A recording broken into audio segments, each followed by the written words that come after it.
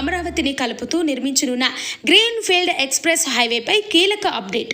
సుమారు 230 నుంచి 250 కిలోమీటర్ల పొడవుతో ఈ ప్రాజెక్టును నిర్మించనున్నారు.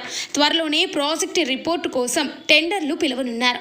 ఇది హైదరాబాద్ ఔటర్ రింగ్ రోడ్డు నుంచి ప్రారంభమై వెనుకబడిన ప్రాంతంగా పేరున్న మునుగోడు, మిర్యాలగూడ మీదుగా సాగుతుంది.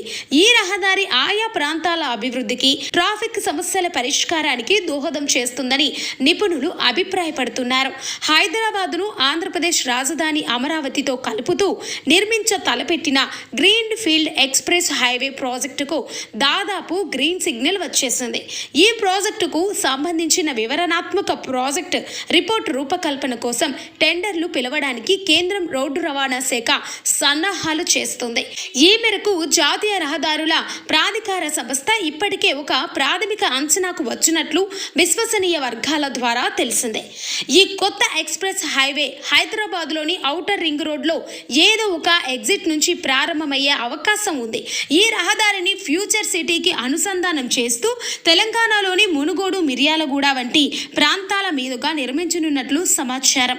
సుమారు 230 నుంచి 250 కిలోమీటర్ల పొడవుతో 4 వరుసల రహదారిగా దీనిని రూపొందించనున్నారు.